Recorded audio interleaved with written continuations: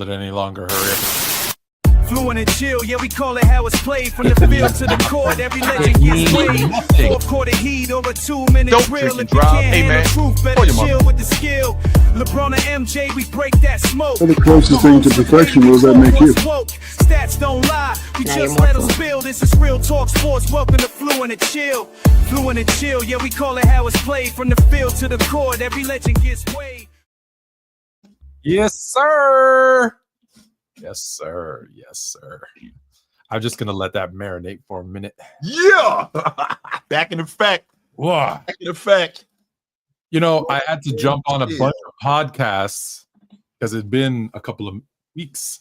We took off a couple of weeks, but you know, I jumped on Goat James Kingdom. I jumped on the panel. So I bounced around a little bit so people don't forget. Whew. I like that. A little bit of a high. Can we just? I like that shirt. You feeling this, Todd? Yeah, my homeboy Tony Tone got this for me. Fluent and Chill.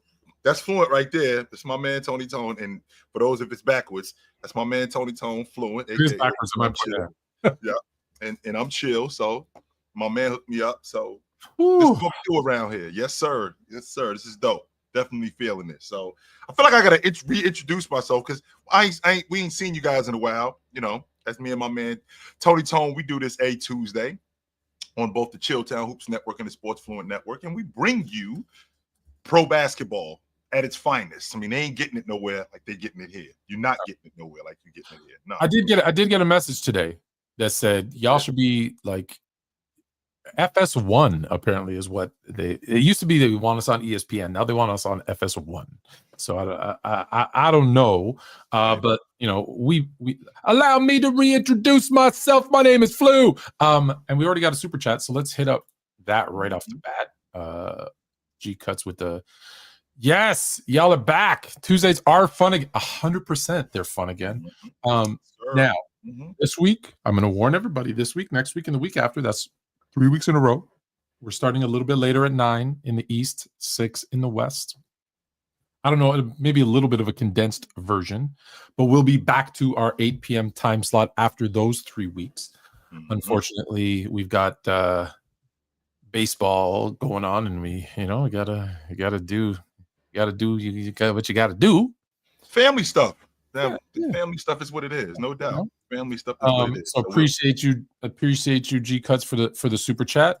Yes, Lee Mack. We're not like those other shows where they let the super chats build up and then they read them if they have a chance at the end. No. We when I say you have a super chat, you become priority. Super chats are priority. Need some life advice. Okay. Just found out my ex of 5 years I broke up with has been cheating on me the last 2 months. Need some words of wisdom. Okay, so hold on. Need some just found out my ex of 5 years I broke up with. How can she be I broke up with has been cheating on me the last 2 months. Yep. So can you decipher what that means? Well, essentially what's going on is she's the ex now, but for 2 months they was cheating on him. That's the problem. Before he broke up with her? Yes. His ex for 5 years, he found out she was cheating on him. Oh, so here's that's easy advice. You already did the right thing, and now she's your ex. So now the next step is move on. Or he is your ex. Oh yeah, my bad. I don't. Yeah, my bad. We don't discriminate around here. Broke up. Some life advice. I found my ex of 5 years I broke up with has been cheating. Oh yeah, you're right. It's very. It could be, or he was cheating on you. So I mean, okay, I've always stood on this. I've always stood on this, and here you go. I've always stood on this. Right. It's he. When you break up with somebody, whether it's their fault or your fault, you have to examine yourself. What did I do to contribute to this? And when you recognize what you did to contribute to it, you didn't contribute all of it. Let's be clear about that. There was some blame in other places too. You didn't contribute. But as long as you accept your role in some of this, maybe I wasn't listening enough. Maybe I wasn't small, whatever it is, I'm going to accept what my role was in this. I'm going to mourn. I'm going to do whatever I need to do. And then I'm going to step off. It's that. And I'm not saying it's simple. It's a process. It's 100% a process. But I can promise you, it gets better.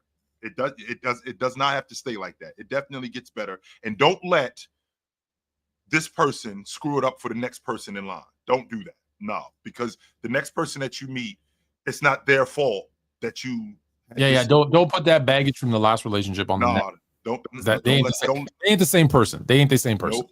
Because the next person that you get with might be really good for you, but because you still holding on to what you had with this one, and the whatever it is that you had with them, and the grief that you have and the animosity that you have, you're gonna bring it to the other person. Nah, let that go, yo. Let it go. My mother-in-law, and I'm gonna butcher what she says, but I'll give you the gist. Says something that kind of really sticks to you, right? She says, people come into your life to get you to the next phase of your life. And I was always like, I didn't get it. And then I was like, oh wait, I get it. Right? They're not everyone's gonna be there forever, but they're a piece of that to get you to that next phase. So they found out you were cheating, you're already the ex, right? So on to the next one. And you know what? And let me say, it's because you said something that I don't want to blow right past, because people forget to do this. A little self-reflection. What did I do? Because you ain't perfect. I ain't perfect. No. Well, I'm close, but nobody. Jay ain't perfect. Nobody's perfect. So, so I hope that you can, because listen, we say it like it's easy. It's not easy to get over, because especially when you find out someone was doing something like that, it's tough to deal with, because you immediately think, what did I do? Was I not this? Was I not that? But sometimes it's just the people. It's just the people. That's all. Yep. All right. So someone already said that that the title of today's show, let me find it, is crazy, yo. So let's deal with, because we're going to talk about all the things in the title, but we're going to get rid of the non-basketball stuff first. So the last piece of the title says, and did we really land on the moon? So can we start there? Can we start there? Because my man is a big time conspiracy theorist. I'm a conspiracy theorist, but my man over here is a big time conspiracy theorist, and I'm having a difficult time with this. I have a bunch of clips. And I'm not gonna. And I'm purposely, because today's condensed, I decided not to show them because we don't have as much time. But I did want to talk about it because it's in the title. So let me quickly say. I'm heading home. Hold on a second. I'm heading home now. Drop the link, and I can tell you, Fluent, how MJ scores 45 in today's game. We'll get to that. We'll get to that too. But hold on. So let me tell you about this, and just answer my questions, okay? Yeah. So they say that we landed on the moon in 1969. That's correct. In 1969. Neil Armstrong was there. At that time, there was a huge race, okay, to get to the moon between Russia and the U.S. and other countries, but typically it was the USSR and USA. So this was a competition, Tone. This was a competition, and just let's be clear: when it came to technology, the USA was losing that battle. So and then poof, they're on the moon. Okay. Why haven't we gone back and landed on the moon since? Okay, so this is according to NASA. No joke. This is according to NASA. And for Fluent Junior, NASA, he'll get that. Okay. So one, there is and you're going to ask me what it's called. And so this I will pull up because I want to tell you what it's called. But there is a barrier around the Earth that is like super, super hot. And NASA will tell you that it is too hot for anything that we have. Here, hold on. Let me just. We'll take my word for it. Take NASA's. As we get further away from Earth, we'll pass through the Van Allen belt. The Van Allen belt. There we go. The Van Allen belt, which is so hot that anything we send up there basically melts and disintegrates. Okay. Dangerous. And they said radiation. Dangerous radiation. Okay. And I said I wouldn't play these clips, so I won't. But I needed to remember what it was called. So Just now, they're saying we're getting materials that can pass through that Van Allen belt without melting. Yep. Okay. Just now in 2025. Not in 2020, not in 2015. No, just now in 2025. Oh boy. Also, they said that we don't have, they said, well, how come we haven't gone back to the moon? Why haven't we landed back on the moon? We don't have the technology. That's straight from NASA. You can look it up. NASA scientists have been quoted as saying, we don't have the technology. So the question is, how did we do it before? And I said, well, we had the technology and we lost it. They threw away the schematics and the plans, and we can't redo it. So you want me to believe that when we had a computer, I have more, just so you know, computing power in this phone than they had in a room filled with a computer back then in 1969. And you're telling me we can't recreate what we did in 1969 today with all this technology. But wait, there's more. Oh boy. They first of all, they tell you the Van Allen belt, we can't get through it. NASA says it. They tell you we don't have the materials that won't kind of get melted as they go through it. We don't have the technology to get back to the moon. Let me tell you this. Have you ever made a long distance call on a landline? I know this goes back a few years for some people with cell phones, but you ever made used to do it all the time. All right. Was there ever a delay in communicating? Sometimes. Yeah, you know why? Because you've got to be talking on the phone and there's a delay because it has to get transferred through through these huge satellites on Earth. Just go from Earth to Earth. So just to go around our planet, there was a delay. How did Richard Nixon put up the phone and call the moon with absolutely no delay and talk live to the people on the moon? There was no satellites on the moon to send that signal back. I'm thinking, this is what I'm thinking. I'm thinking they had no cell phone. Maybe they weren't on the moon. Is the idea? Maybe they weren't on the moon. However, hold on. There's more. There's even what Neil Armstrong's bottom of his boot. You look at the pattern on his boot. You look at the first step on the moon. How come the pattern on the moon is straight lines this way and his pattern on the boot is circles? Not even close to being the same. Oh, did we get tricked? Is what you're trying to tell us, Tom? Wait, there's more. Then, and that's why I want to show you this. So maybe I'll save more of it for next week. Then they have clips of the guys being in space, and you can see the wires. Everything they're telling you, and there's more. There's like 10 other things, but I don't want to take up too much time, and I feel like I already have. There's so many things that tell you they launched. Remember they launched that rocket off the moon and off to space. Have you ever noticed it goes straight up like it's being pulled up by strings, and there's no indentation on the ground, like there's no propulsion system. It just went. How did that happen? I don't know, Tone. To be honest with you, I wish I could tell you how that happened, but I don't know. Now, here's the thing, Tone, that I'm trying to make sense of.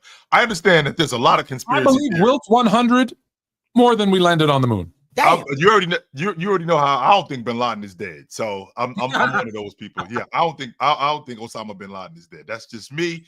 But because I know how the government can be very tricky. I know how the government can be very tricky. To say that man never landed on the moon, but then NASA has a whole program, right? They don't have something that's just set aside. They have an entire program for men going into space. No, they're spending their money going into the sea now. Okay, so let me rephrase that, Tone. There was a time when man was going into space. That was going on, right? They had the Challenger, which blew up. That was awful. It was on live television. Yeah. It was one of the most horrific things I'd ever seen.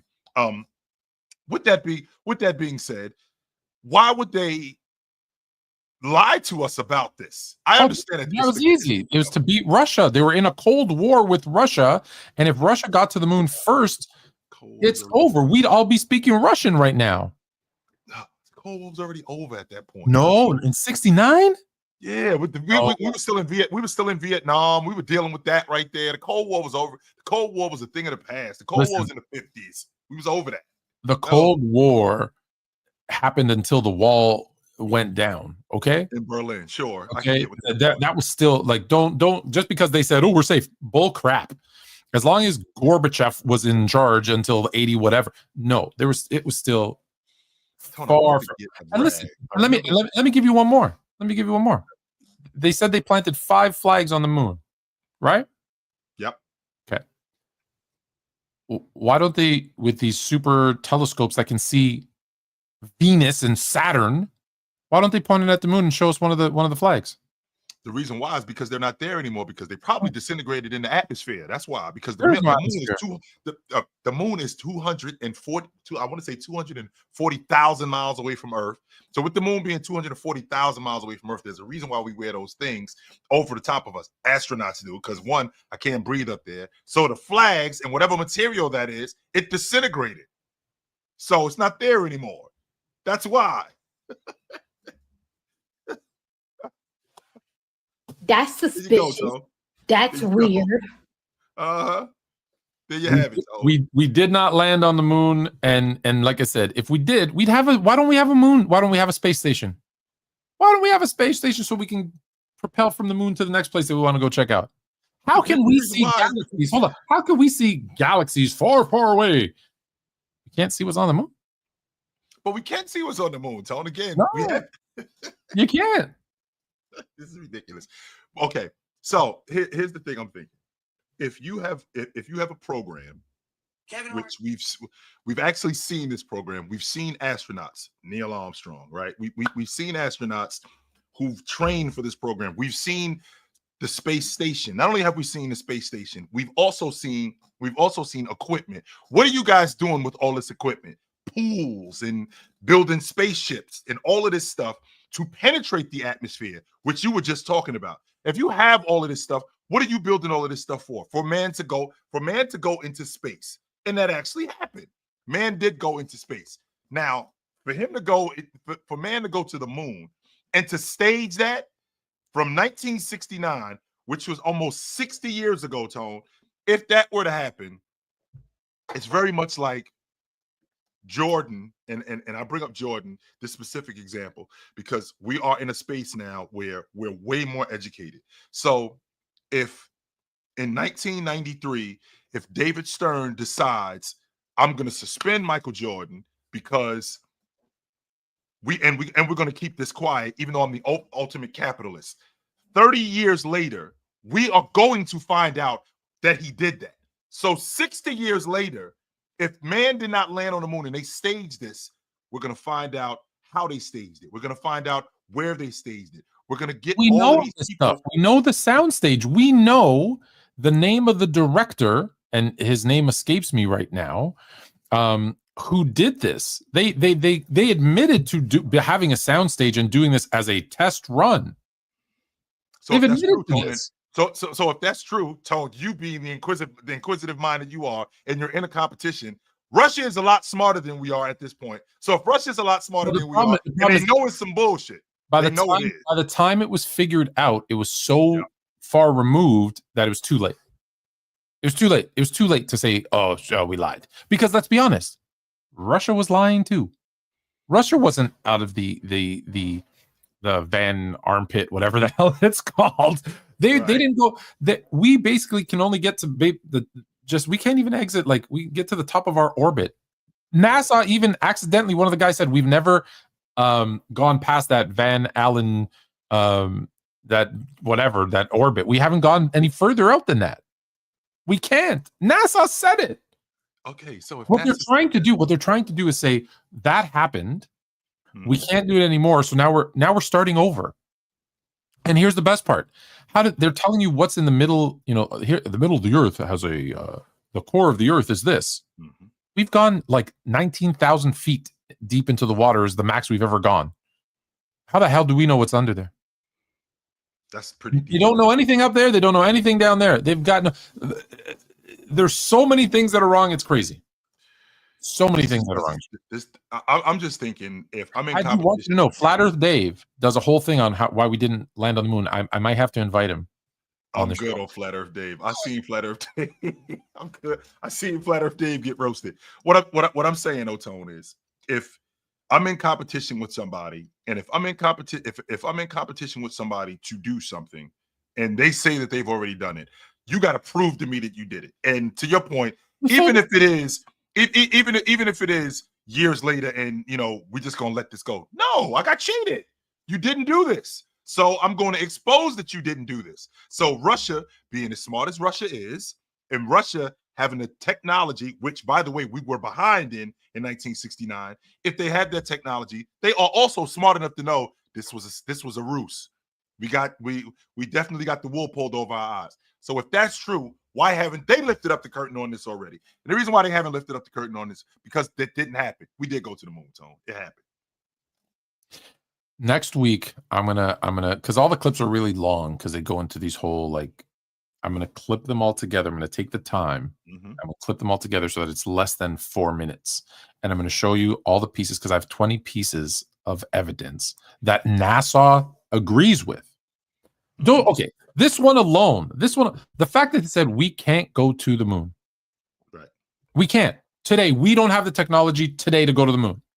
In 2025, Tom. In 2025, NASA people, the heads of NASA will tell you we cannot go to the moon. Meanwhile, we've built technology to. They will openly admit. So if you're telling me that alone tells me if we can't go today, then we couldn't go in 69. There's no chance we went in 69. We didn't have cell phones. We barely had satellites. There was a computer, like I said, was the size of your house. And you have more computing power in your phone today, and you're telling me we can't get back? So how do we get how do we get those drones onto Mars, Tone? Which is fake. Even further than the moon. That's fake. I can show. That's fake too. Oh yeah, I can show. There's a place, I forget where it is, but where they have there's the red sands, and they show you the exact picture that they show you from Mars, and then they show you it on Earth, and they go, watch this. When I change the tint, it's exactly the same. And they've got and you can go see they've got equipment on there that says NASA on it. It's all a lie. It's a lie. And your question is why the lie? And in most of the time with these conspiracies, the question is, I always ask myself too, is well, why? Why would they lie? Why would the Earth be flat and they're lying? Right. I can't answer that one. That's why I struggle. With the moon, well, I know why they needed to beat Russia to the moon. There's a financial and a world power reason. And what we've done throughout the course of history is we've exposed frauds. If you perpetrate, yes, we have 100%. You've seen what happened. You've seen what happened to the cyclist dude, right? You've seen what happened to Ben Johnson.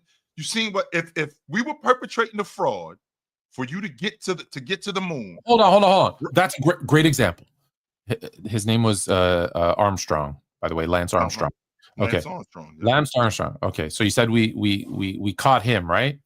Everybody on the Tour de France was doping. There's a reason you only caught him.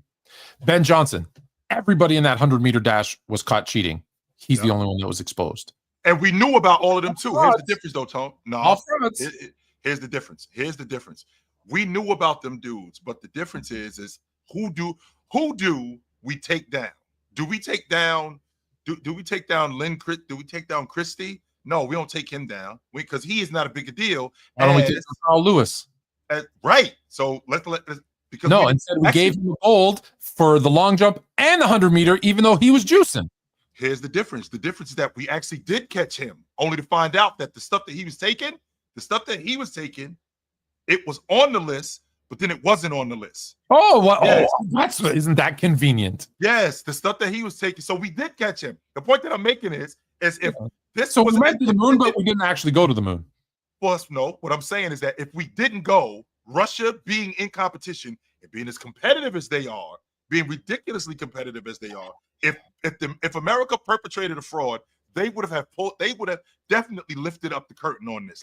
They didn't do this, and here's how we know that they didn't do this. So it was 30 years later, actually 40 years later. No, they don't care. They don't care. They've moved on to 20 other things, and the Soviet Union has collapsed. So guess what? Maybe a lot of these, hey, we're invading the Ukraine, leave us alone. okay, or we'll tell people they didn't go to the moon. Yeah, it could happen. It could happen. I'm just saying. I'm buying it, Tone. Speaking of frauds, we're going to start in the NFL, and then we're going to go to NBA frauds, and then we're going to talk about the biggest fraud, Chris Paul, and some European players. We're going to talk about all these. This whole episode is about frauds. So here are the NFL power rankings. And I want to get your take on. Oh, hold on one second first. I don't know what Alistair, Crowley, Hubbard, Parsons work together. I'm guessing these are NASA people. These are the NASA people. I'm guessing that these are the NASA people. So Joe Jett understands that this is a real fraudulent conspiracy. We will look up their names and we will put an end to this nonsense. Thank you for the super chat. Okay, back to the NFL. All right, so I'm going to run down the list quickly, starting at number 1 with the Philadelphia Eagles. Yep. The Chiefs, the Bills, the Ravens, the Lions, the Packers, Commanders, Bucks, Broncos, Texans. I'm going to stop there. Okay. Who are the frauds in this top 10? I don't believe in Detroit at all. I've never really believed in them. I won't ever believe in them. I dig St. Brown as a receiver. I think he's one of the, even though he's small, he's one of the better wide receivers in the game. I got a bit of a soft spot for the Packers because Jordan Love went to Utah State. So I got a bit of a soft spot for him, but I'm not sure that this Micah Parsons thing is going to work out. I do like him. I think he's arguably the best pass rusher in the game, considering what Watt is doing in Pittsburgh. I think he's arguably the best pass rusher in the game. I'm not really sure about that yet. With the Commanders, I think their quarterback situation has showed up, but what I found out when you're dealing with first-year quarterbacks, once we start rolling the film on you, Tone, and we start figuring you out, these guys don't look as good as they did when you first seen them. So I would not be surprised if I saw a down year from the Commanders this year, even though they ended up paying McLaughlin, no doubt. And their defense is a little shaky. I'm not sold on McLaurin. Denver. You meant paid McLaurin, right? Yeah, they paid McLaurin. That's what I'm talking about. Their wide receiver McLaurin. I'm not sold on Denver. I am sold on the Texans. You're saying this whole top 10 is frauds. No. I am sold. I am sold on the Texans. I am sold on the Texans. I know how you feel about butter. I do know how you feel about butter, but I think I'm gonna see something different from the Bucs this year. I do. So Detroit, I'm not buying it. I'm not buying it in Detroit. I don't think the Chiefs are gonna be as good this year as they've been in the past, neither, Tone. I don't. I do not think that they're gonna be as good as they were in the past. I will say my biggest question mark, I'll agree with you, is the Lions losing offensive coordinator Ben Johnson. I think we're going to see, because a lot of times people don't give enough credit to what the offensive coordinator does. They kind of, they look at the head coach and they're like, well, the head coach is still there, so it's fine, thinking the head coach does everything. But in football, more than any other sport, and it's actually interesting because I'm doing it this year with my youth team. But also I feel like I'm really surprised that basketball teams haven't gone this way, where they have the head coach, and I know some have, but I mean more. They have the head coach, an offensive guru, and a defensive guru. And I thought they were moving that way, Tone. When they started to, but I thought everyone would do it. Where like you have a guy like Tibbs, let's say, for example. That's what I thought they were moving that way. And Tibbs, if he's ever at the point where he's like, I don't necessarily want to be a head coach anymore, but okay, I'm going to bring you in and you're going to do my defense, and whoever's going to do my offense, and I'm just going to do kind of oversee everything. I'm really surprised in this day and age in 2025, 75. Now this will be 76 years of the NBA, that they haven't said, hey, you know what? Like, let's do that. So I thought they were going that way too, and then they didn't. And Tibbs, I just thought of a defensive-minded coach, but like an Adrian Griffin, right, who kind of had a head coaching job, yanked the rug out from under him, but a great coach. Hey, I want you to, you're going to work with my team on defense. That's what you're going to do. And like I said, in youth ball, I'm going to say, like, I have an assistant coach. I'm going to, hey, I want you to, like, work on them on their offense. I'm going to work on them because, on their defense, and just really focus. So the Lions are the ones that scare me. I can never say anything about the Packers, so I'm going to just skip them. I'm with you on Jaden Daniels. Second year kind of quarterback who had, him. He's the one that makes it. Yeah, Bo Nix. Like to have Denver at 9. Okay, if I got to pick one, Denver's going to be the frauds. I think Denver's going to be the frauds that are not going to be in the top 10.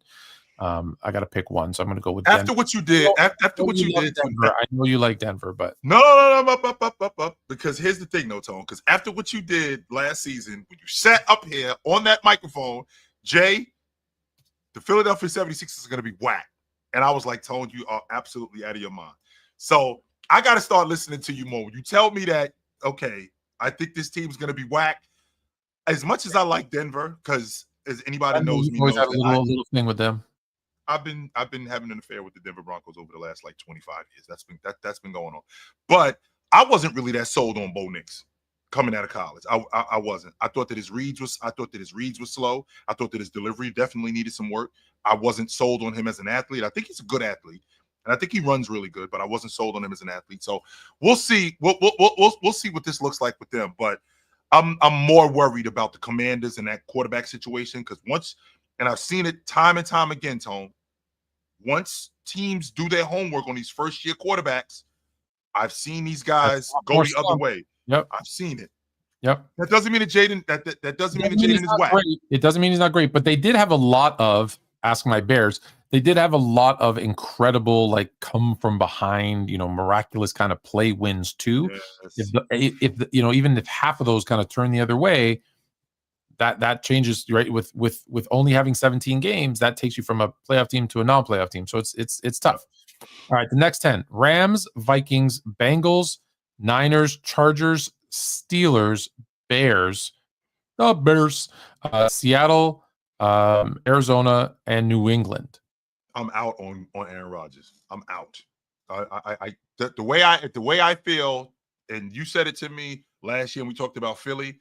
I'm out on the 76ers because of Joel Embiid. They got a 40-year-old starting quarterback. I've seen do not let what Tom Brady showed you after 40 years old fool you. That's the anomaly. That's the exception. The majority of quarterbacks at age 40 years old and older are garbage. I'm not saying that they're not good. They are trash. Drew Brees was not very good after 40 years old. Brett Favre was not very good at that age. And if you think that you're gonna sell me that Aaron Rodgers at 40 years old, who looks older when I watching him run in practice, now he's getting in a new system with that, and not only is he getting in a new system, he's actually got a really good wide receiver.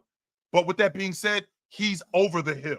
So I'm out on Pittsburgh. I can appreciate how good of a coach they have and the fact that they always find themselves in the playoffs, but I'm out on Aaron Rodgers. This is going to be the year that Aaron Rodgers is going to break the streak. The Steelers is not making the playoffs. Well, they can miss the playoffs, but will they still be 500? No, coach is not having a winning record. It'll be below 500 because it's going to be because of Aaron Rodgers. Yes, it's going to be because of Aaron Rodgers. I'm out. I'm out on Aaron Rodgers, Tone. Nope. I'm trying to look at a team that's not going to be that's in the 11 to 20. That's not going to be in the 11 to 20 range. That's how I'm looking at this from a who's a fraud standpoint. And Pittsburgh is a fraud, though. and there's a team that will forever just do what they do. And the thing is, will they be how it was 7? And you've also seen the Patriots quarterback situation also. I mean, with Drake. Well, that's the easy one. That's basically them moving from 20 to 21 and they're out of the top 20. So I'm looking at even if we might be in the top 20, who's going to take the biggest drop from where they're ranked today? I think it's Pittsburgh. I'm trying to find someone else because I want to argue with you. But the Chargers are good. The Chargers are going to be a lot better than I give them credit for. Oh, Minnesota's going to be garbage too. I'm not buying Minnesota. You don't like that rookie quarterback because that was going to be my second. I didn't take Justin Jefferson in fantasy because I'm nervous about if he's going to be able to give me anything. He's All right, you know what? pulling his hair out. I'll do that. I'll take one from the NFC, the North Division. I'm going to go the Vikings. Tumble out of the top 20. All right. Yes, they do. Next 10. Actually, we'll do just the rest. Cowboys, Falcons, Colts, Raiders, Jets, Panthers, Titans, Jags, Dolphins, Giants, Browns, and Saints. They have the Saints last.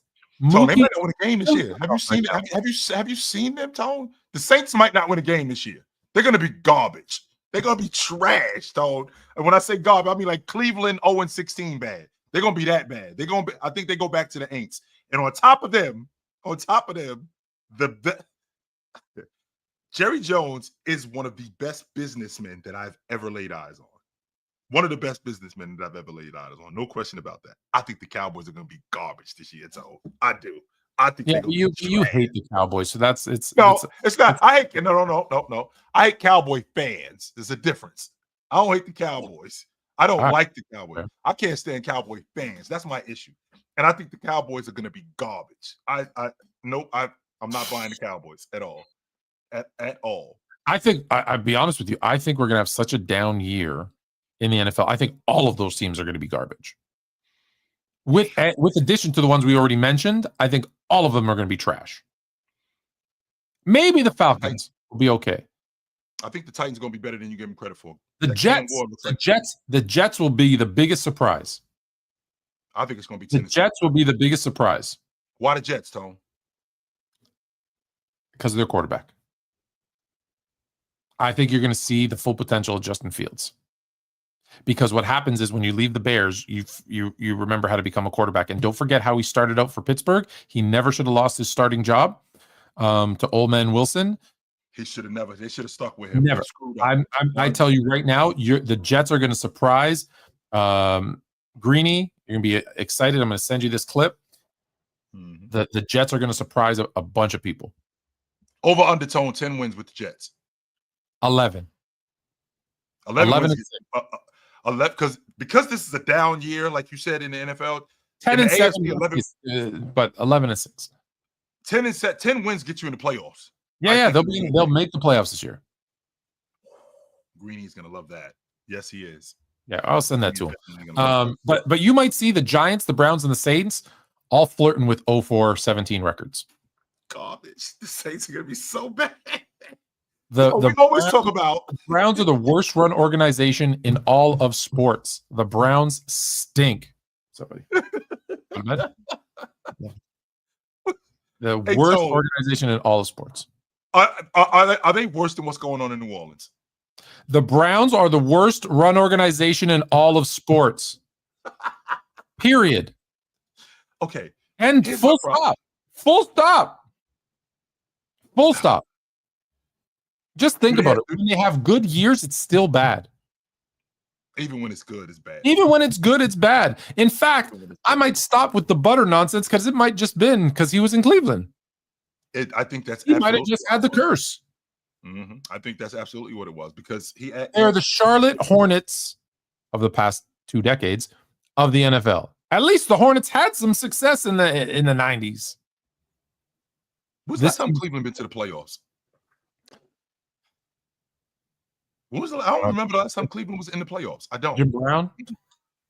I don't remember the last time Cleveland was in the playoffs. Jim Brown. Hey, I ain't talking about 87 when the last time the Cleveland Browns made the playoffs. When was the last time they made the playoffs? Since resuming operations, the Browns have made the playoffs only 3 times as a wild card team in 2002, 2020, and 2023. This is from Wikipedia. Okay. There you go. 20 and 23 and 2002. But that's the only time in all of the years since they've been back. Damn. They're garbage. Hot garbage. And it's probably lucky anyways. All right. So that's not to say that's all the football talk, but I do because we did get I do want to get your opinion on this because I know you don't play fantasy football. I'm not a fantasy football. That's why. However, you know football. So 12-player league. He's got Butter as his QB, Jahmyr Gibbs and Tracy Jr. as his running backs, Harrison Jr. and Higgins, and Jacoby Myers as his running back, Ingram at tight end, Coleman. Keon Coleman's going to have a breakout year. So that's a great pick as his flex. That's a guy up in Buffalo. Yeah. Assuming Geno's, I don't know if that's his backup quarterback or is that his kicker? I don't know. I would say, well, I want to know where you picked. But I would say you need. You're gonna be middle of the pack, my guy. I think Harrison Jr. I think Marvin's gonna have a. I think he's good. I think he's good at wide receiver. If you got Harrison Higgins, I think you're good. My issue is with Tracy Jr. In New York. They're gonna lose a lot, and when you lose a lot, you don't run the ball a lot, right? Because you're gonna be trailing, and so. And again, also, are you in a PPR league, right? If you're in a PPR league, you'll do better. If you're in a traditional scoring league, not so much because you're relying heavily on your strength is at wide receiver, which you know. Let's see if he got Gibbs. Yeah. So there you go. And as much as you tell me, Tone, about how much I hate the Cowboys, there's not much more pleasure I get in football than watching the Giants lose. I can't stand the Giants. And you were on the Giants for a minute. You were trying to sell me on them fools. I was trying to sell you Danny Dimes. I was trying to sell you Danny Dimes, who's now the starting quarterback in Indianapolis, which again goes back to my original logic. Disaster. So it is a disaster, Tone, because what you're doing is you're in a league where more young quarterbacks get screwed up. This kid Anthony in Richardson, Indianapolis. Yeah. This kid Richardson in Indianapolis, Tony, he was a project, and that's how they should have treated him. Instead, they threw him in the lineup. He wasn't ready. He got hurt. Yeah. And then they tried to throw him back in the lineup instead of developing him as a quarterback. I can promise you, Indianapolis is a football town. If you guys would have said, all right, we're going with Flacco, or not just Flacco, we're going with an older guy to show Richardson how to be a quarterback in 2-3 years. Once he developed into that, I promise you, Tone, they would have stuck with him. I promise you that. They 100% would have stuck with him. We're moving to basketball, but not the NBA. They don't care about player safety. It's like they don't care about scheduling or whatever. And I mean, I only mentioned that one time in the beginning of the season. They don't care about safety. You play 40 games. That's it. 40. You had to play it back-to-back. Oh, boo freaking hoot. You want to know, I've defended, you can attest this, I've defended the WNBA more than anybody. Yes, you have. I told you why they deserve, not owed, why they deserve to get a fair deal so that they get the proper piece of the revenue. I've told you that the game is, from a technical standpoint, good to watch in terms of learning some fundamentals. Not every player. Of course, there's bad players. There's bad players in everything. I've given all the reasons why the money, when people say, oh, they got subsidized. And then when I bring up that the NBA was subsidized, they go, oh, but. When you say stupid stuff like this, you are sabotaging yourselves because you can't get the support of the fans that you need by saying stupid stuff like they don't care about us when you're playing back-to-back games and every single person plays back-to-back games. Tone, you do realize that this season, you know how many back-to-backs Phoenix has had? I have no one. How about 0? They have never played back-to-back games. Are you serious? They have not. They have not played one back-to-back game this entire season. Not one. I'm sorry, that's not true. They played Connecticut and then they played the Liberty back-to-back. They did that. Connecticut and the Liberty. They did do that. But I'm looking at their schedule, Tone. The 14th, the 16th, 23rd. That's 7 days since you played. You played the 16th, then the 23rd. Then you go on this East Coast road trip. You play the Liberty on Friday. Then you play on Sunday. Then you don't play again until Wednesday. Then you play again Friday. Then you play Sunday. Then you play Tuesday. Then you play Thursday. Then you play Sunday. Then you play Friday the next week. Then you play Sunday. Then you play Tuesday. Then you play Thursday. And then you play Friday. Okay, that's 2. 2. Then you play Tuesday. Then you play Thursday. Then you play Saturday. Tone, I'm looking at their schedule. They've played 2 back-to-backs all season. Give me a break, man. These people, what they want to do is because of where we live today, and this is the generation that we live in, you want to get more by doing less. And I watched for years in the NBA where they were flying commercial and they were playing back-to-back games. They were doing that. And yes, they weren't making nearly as much money. You guys played half that season. You played 2 back-to-backs all year long. 2 of them. That's it. 2 back-to-backs in a 40 game season. You've had times where you've had a split with 5 days off, where you didn't play for 5 days, 7 days where you didn't play. But you really talking about they don't care about player safety? Tony, if I'm not mistaken, and I'm sorry that I'm ranting about this, but I'm tired of listening to this generation bitch and complain about what they don't have, and they're trying to get more without doing more. Tony, they fly private. That's what they're doing.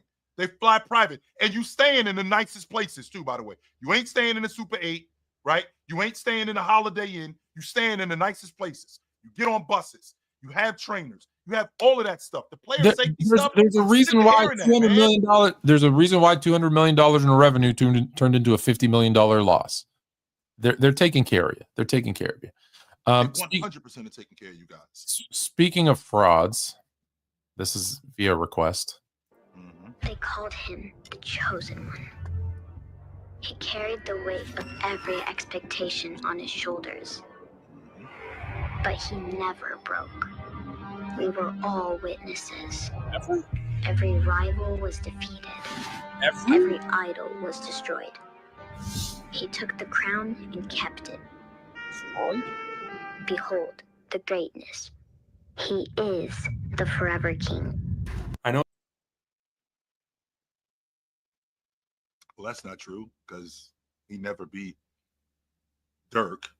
So it sounds a little, well, it's a commercial, so it's a bit of an exaggeration, but I just want to 100%.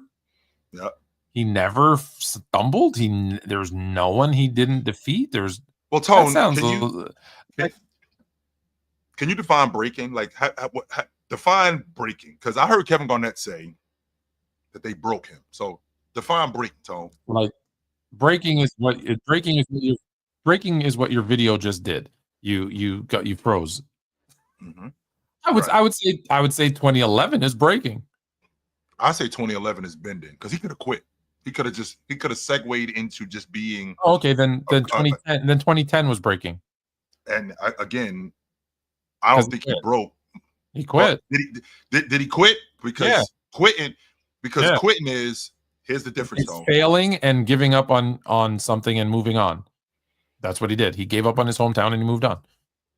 Well, by definition, like if you want to talk definition of quitting, that's what he did. Quitting is a negative in regards to failing. A lot of people want to put, and I don't want to try and make this a GOAT debate. However, a lot of people, well, Jordan quit in '93. No, you don't quit when you're succeeding. You quit when you fail.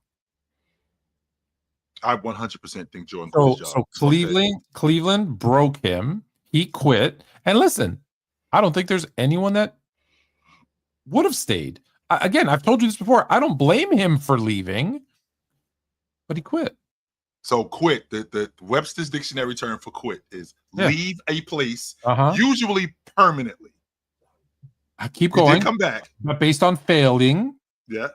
Keep reading. I'm just looking at what it says here. Okay, so the Webster's dictionary. So again, to give up, to depart from or out of, to leave the company, to set free, to give up employment, to cease normal, expected, or necessary action, to admit defeat. There it is. Agony of defeat. Yes, sir. So if you're winning, you're not quitting. I'm going out on top. There's actually no quit in that. But when you fail multiple times, right? And so again, I know I'm going to get the hate from the LeBron fans, but in reality, LeBron James, you had home court advantage. You were the favorite to win 2 years in a row with the best record in the NBA 2 years in a row. You failed. Now, did your company fail you? I say 100%. I say 100% his company failed him.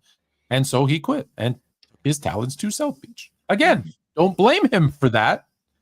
But, and then he did it again. Why? Because when he lost to the Spurs in 2014 and he saw that Dwayne Wade's knees were getting wonky, Chris Bosh was getting some of them Jamaican blood clots, he opted out of a 6-year deal that he signed. Not 2, not 3, not 4, not 5, not 6. And he opted out after 4 years and left again. Also quitting after a defeat. Give me another player that quit after a defeat, because that's the definition of quitting. A bunch of players who quit after defeats. I mean, Elgin Baylor quit in 1969 after the. Well, yeah, of course. After 8 finals losses, I'd quit. Yes, there's plenty of guys who quit. I mean, Jabbar, he quit, and Jabbar quit because he couldn't play anymore. That's James. That's not cool. If you can still play, that's not quitting. Right. So after defeat, I mean, there's guys who've retired. Sure, that's going on, but I mean, I just think that when I think about the word quit, when I think about the word quit as opposed to moving on, like did he give up on Cleveland? Yes. I definitely think he gave up on Cleveland. Yes, I definitely think he gave up on them. He also gave up on Miami. But see, here's the thing, though, Tone. I don't think he ever wanted to leave Cleveland. I don't. That's why he went back. So you're telling me, hold on, you're telling me, in all honesty, you're telling me if Dwayne Wade was still Dwayne Wade and Chris Bosh was still Chris Bosh, he would have opted out of that 6-year deal after 4? If they would have beaten San Antonio, he would have stayed. I think so. I do.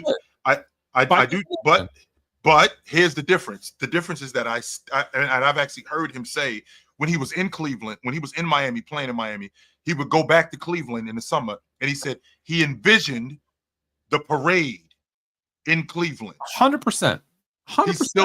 He's in Miami envisioning them. So I still think his heart was in Cleveland, and I don't think he ever wanted to lose there. Of course, his heart will always be at home. But then again, he also said, "I'm never leaving here." And what happened? He ended up leaving, and he went to Los Angeles. Is that quitting or moving on? Because those two things aren't the same, Tone. I think, again, he realized why he quit on them in the first place is that because you're not going to get what you need to win in Cleveland. Whether it's free agents don't want to go. That's what it is more than anything. What's that? I think that's what it was more than anything. The second time, Tone, what you just said, free agents don't want to go there. Don't want to go there. I think Cleveland did everything that they possibly could to get him everything he needed in order for them to win. Hold on a second. I want to deal with this real quick. Anyone who says Jordan ducked and quit because of Hakeem is a moron. Okay, so sorry, Zol, you're a moron, and here's why you're a moron. Because how many times did Hakeem make it to the finals other than year 2 or 3 when he had Ralph Sampson? And the answer is 0. Why didn't he get there in 91 when the Bulls made it to the finals? Oh, they didn't make the playoffs. What about 92? Oh, because they lost in the first round. There was absolutely nothing to whatever, the other way around. Thank you. There's absolutely nothing that would make anyone think who knew anything about basketball that Hakeem Olajuwon and the Rockets with that team in 94, that's why it was so impressive, was going to make it to the NBA final in the summer or in September when he stepped away from the game after his father's death. So anyone who says that is a moron and shouldn't talk basketball. So that's the last 1 second you're going to get of attention. Oh, speaking of morons, I showed this a little bit, and then we're going to get back to our speaking of frauds. Actually, no, this is actually along the same lines. You have a good friend of yours, Jay. Yep. His name is. Do you remember your good friend? His name is Mike. What about him? He's your good friend, Mike. He's not my friend, no sir.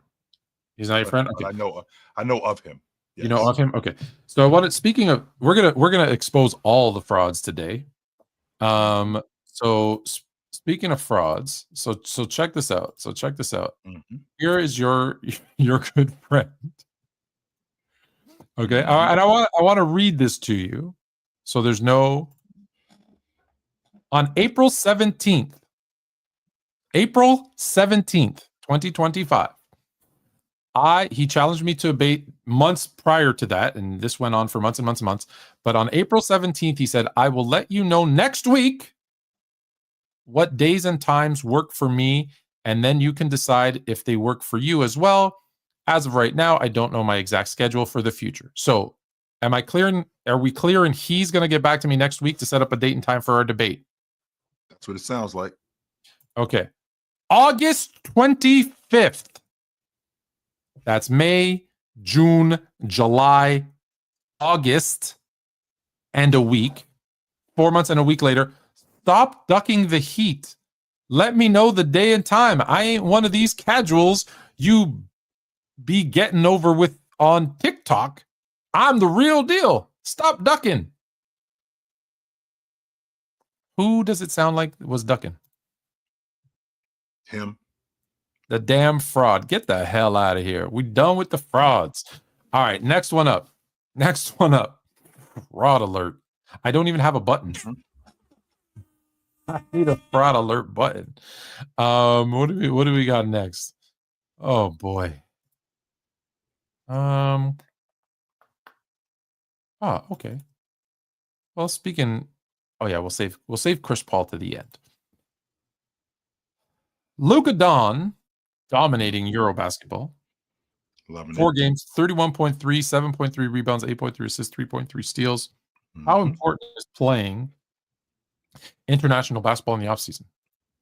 I think it's, to be honest with you, I think it's really important, Tone, off the strength that I've seen guys who come from the Olympics, come from the FIBA World Championships, and they take that and it translates into the NBA game, and they're really productive. And I feel like this is a year for Luka, considering how he got traded. In addition to him getting traded, all the talk about him. He's fat. He's out of shape. He doesn't really care about the game. He's smoking hookah. Luka got himself in better shape. He's obviously getting busy in the Eurobasket tournament. I think that this is a testament for him to get himself back into shape and get his mind right. So when we see him throughout the course of the season, he's going to show that I'm the guy that you thought I was from the beginning, and Dallas was wrong about me. And him playing against the competition that he plays against in the Eurobasket tournament, I think it's going to help him. 100% it's going to help him. I'm nervous. Mm-hmm. So if you're talking about in general about playing in the offseason, I think your body needs rest.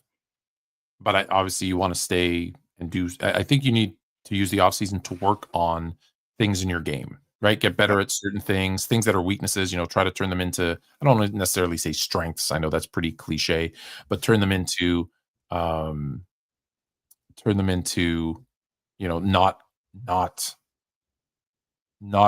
as big of a weaknesses. And that's important. But I think the playing in these Euro leagues and stuff is more about, their pride in their hometowns and where they're from and kind of playing where they live and that sort of thing. And that's cool. I appreciate that. But I think with a guy like Luka who's working on his fitness and getting in shape, I think he's trying to send a message, right, to Dallas, to your point. Like you said I was fat, you said I was lazy, you said, all these other things. And I feel like I'm scared that he comes in. One, I'm always scared of injuries when they're playing, but again, that could happen in the NBA. But I'm scared that he's going to peak too early. So he's going to come into the season. Yeah, he's going to come into the season on a high, and it's a lot of basketball. Mm-hmm. And everyone's, they love playing basketball. Yeah, but when you're playing at that high of a level, it's just not sustainable, right? Like that's why the season, couldn't be. People are already talking about, the season's too long. We need to, reduce the how many games we play, and all this kind of stuff. And I'm like, if he comes in on a high, which he's gonna, from what he's done, he comes in on a high. He peaks by the All-Star break. And then it's like when we need you the most in that tail end, the last 30 games after the All-Star game and into the playoffs, that's a lot. It's a lot to ask. Oh, it is. That is right? a lot. But okay, yeah, go ahead. Here's the difference, though, Tone. The difference is that he has gotten himself in so much better shape. Don't forget that month that he had that month where he didn't touch a basketball. All he did was calisthenics. He was eating right, changed his diet, and he dropped some weight to get himself in better shape. And I think he did that for the Eurobasket tournament. Once he's now in the tournament, he looks a lot sharper. And Tone, to your point about the Lakers, I mean, we're talking about a first-class organization who knows how to manage guys. And they know for a fact that if Luka being in this kind of shape that he's in, they're not going to run him into the ground. No, they're going to do everything. You don't think JJ played my starters for the entire second half in a playoff game understands? You think he understands not to run him into the ground? I do think he understands that. And the reason why I think he understands that, Tony, is because we got different personnel this season. He would rather play that starting five than put Jackson Hayes in the game for 30 minutes. He would rather play that starting five than go with Max Kleber. He would rather play that starting five than go with the unit that he had. So now he actually has a rotation that's going to work.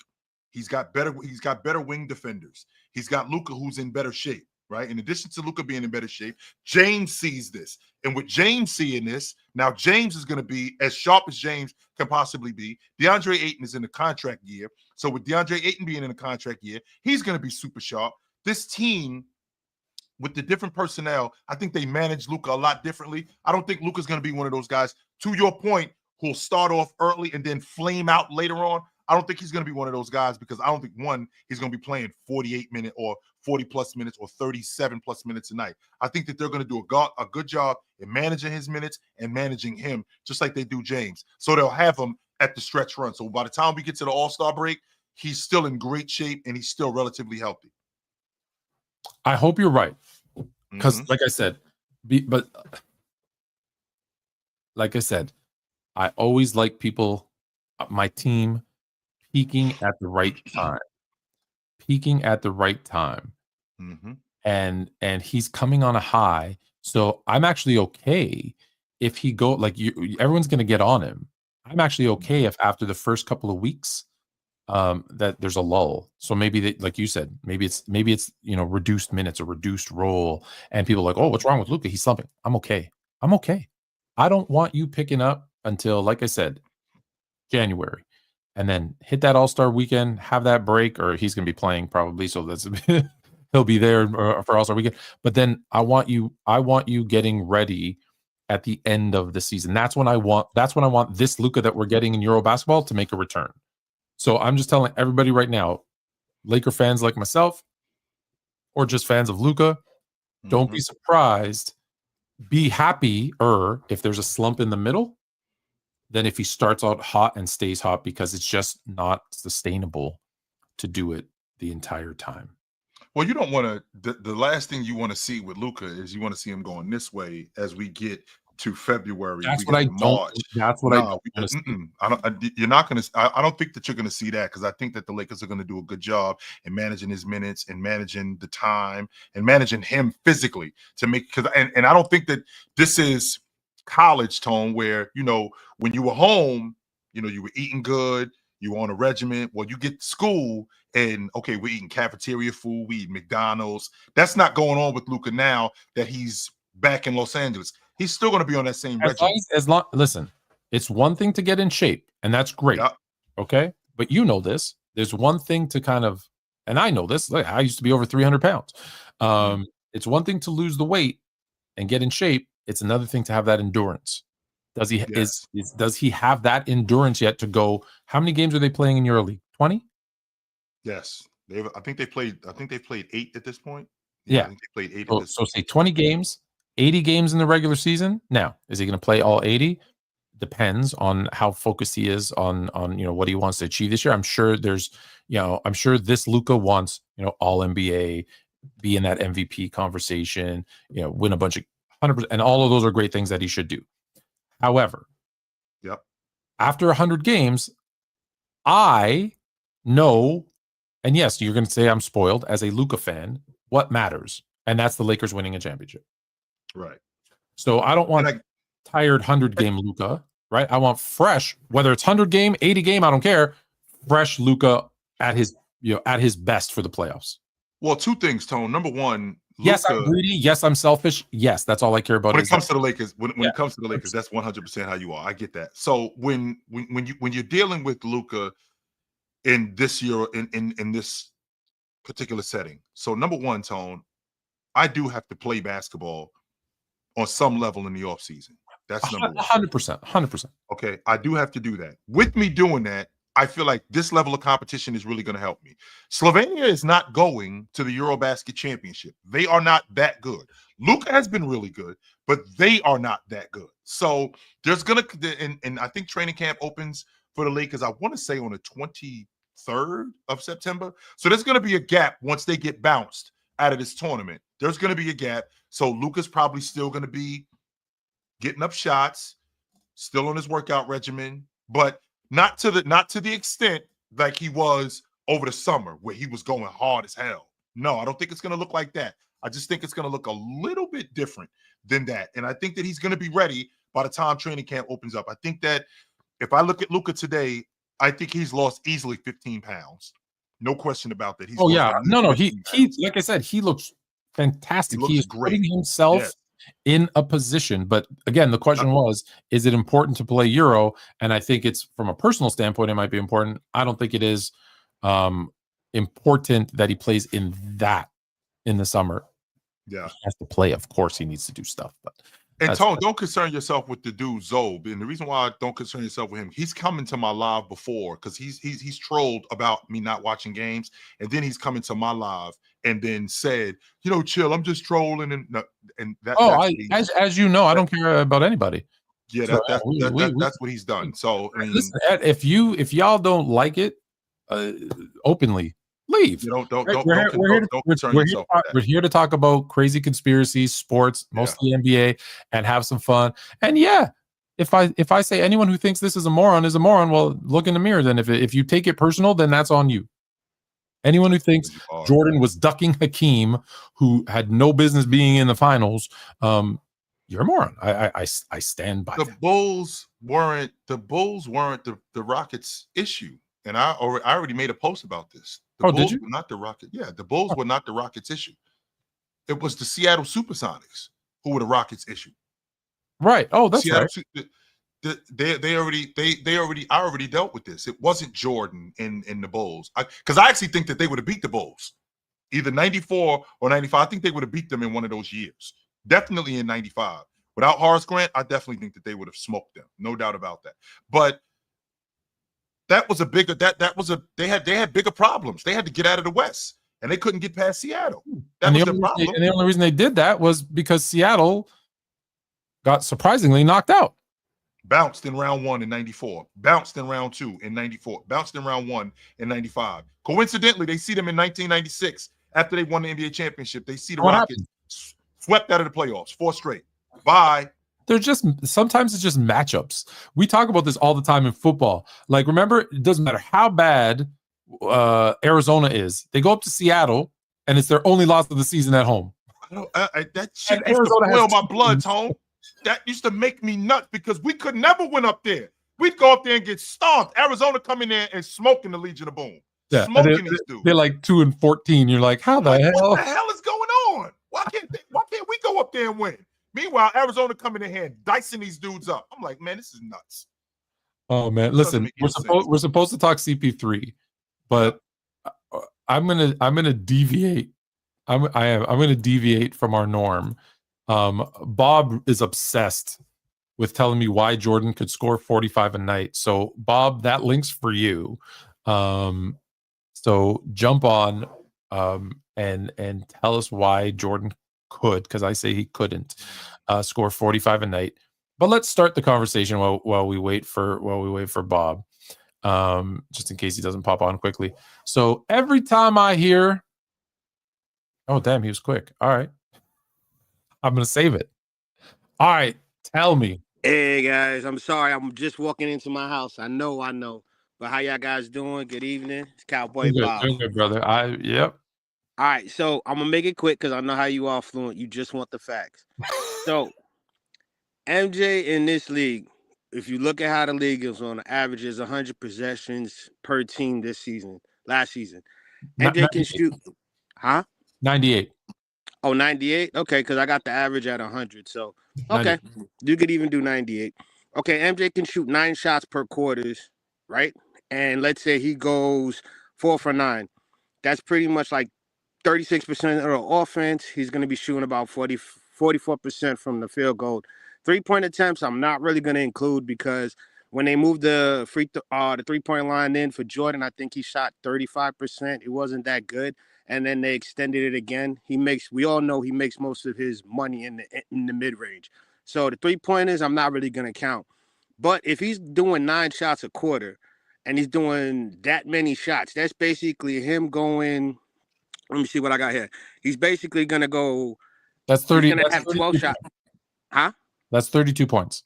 Yeah, that's 32 points. And then now when you look at the fouls, I'm going to say that he's probably going to get about 3 fouls a quarter because of the attempts that he's doing. So he's probably, about 3 fouls a quarter, which is 12. Because what he did before, you're shaking your head, but when he was in the league, he was doing 10 free throws a game. So I'm just giving him 2 more. I don't know why people are not understanding that. So when you look at that as well as his free throws, he could probably go 9 for 12, which is 75%. He's probably going to go, like what you said, 32 points, 9 for 12. That right there. That's 41. You're still off by 4 a night. I understand. I'll tell you why those things are wrong first, but that's still only 42 a night. Okay, I understand that, but that's not incorporating the 41 a night. 41 a night. Keep going, that's Bob. not Keep including going, the 3-point shot, and that's not even including how he's only doing 36% of the actual offense for his team. Now, if you look at Jalen Brunson last year, I know everyone's going to hate this, was 40% of the Knicks offense last year.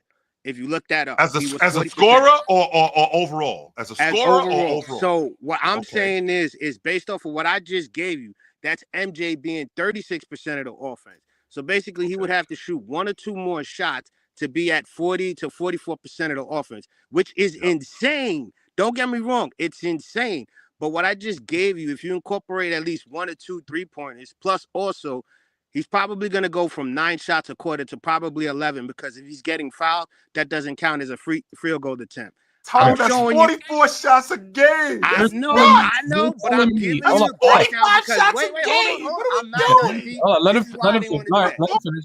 Because real quick, let me finish. The reason why made me actually think about this, because I know everyone's going to jump out the window and say I'm wrong, but if you look at the numbers, the reason why I say this is because when Melo was with the Knicks, he was taking 7 shots a quarter, and that's exactly what Jordan told him. Jordan was like, yo, you could score 30 off of 7 shots a quarter. All I'm asking Jordan to do is shoot probably 4, maybe 5 more shots, which I think he's a better scorer. But remember, I'm not incorporating the 3-point shot. I'm talking about he can average anywhere from 38 to 41 points in his mid-range. That's what I see him doing.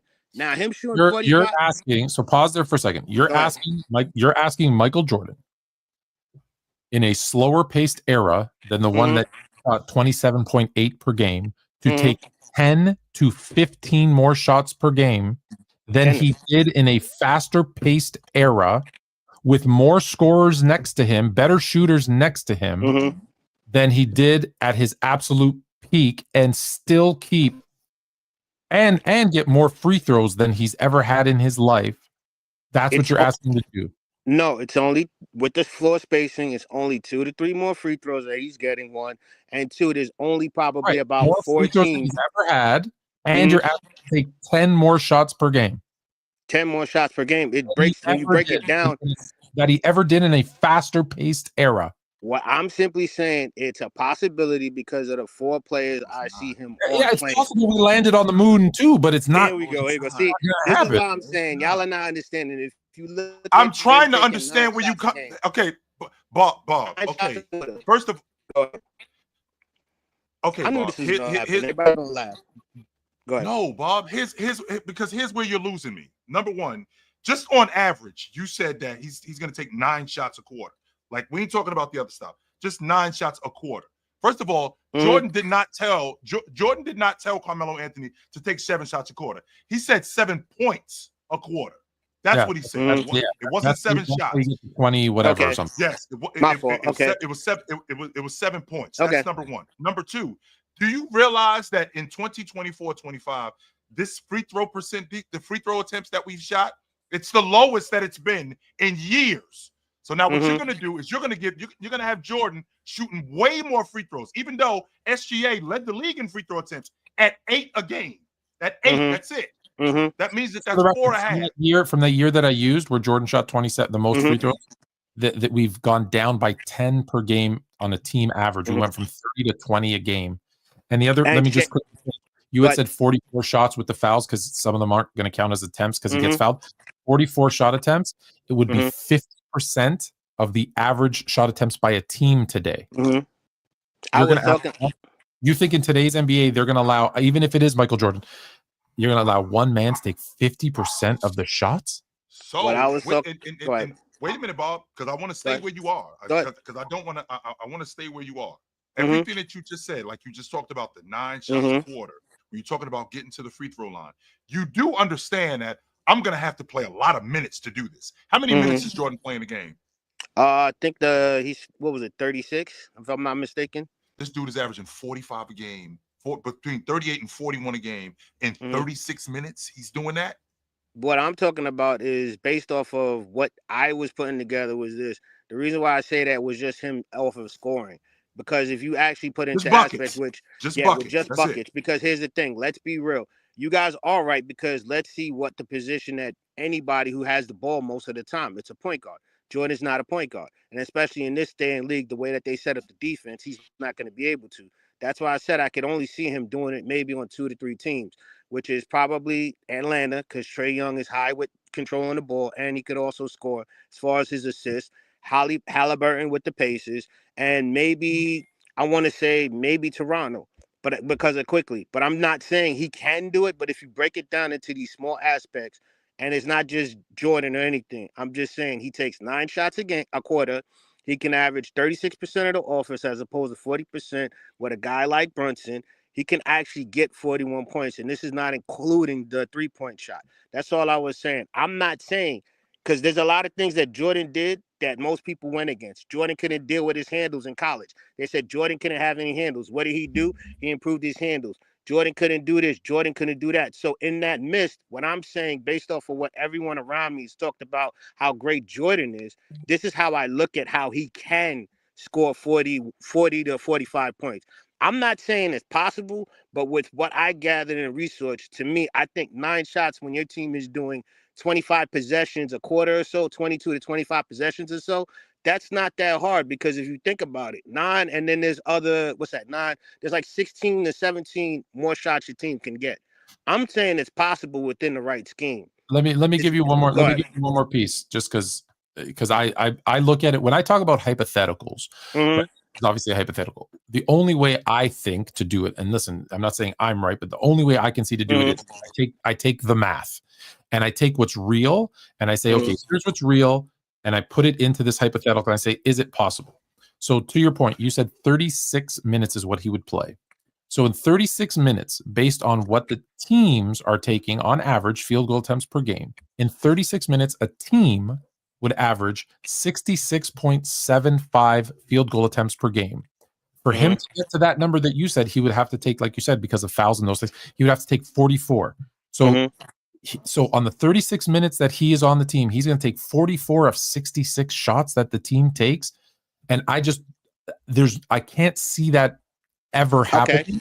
And what I used was, I said, look, for him to get 45, because that was the point, was for him to get 45, the simple math, and there's way more that we can go into it, but the simple math is he'd have to take 30 shots a game. 10 of them would have to be threes, which he's never done either one. He's never shot 30 times a game. He's never done 10 threes a game.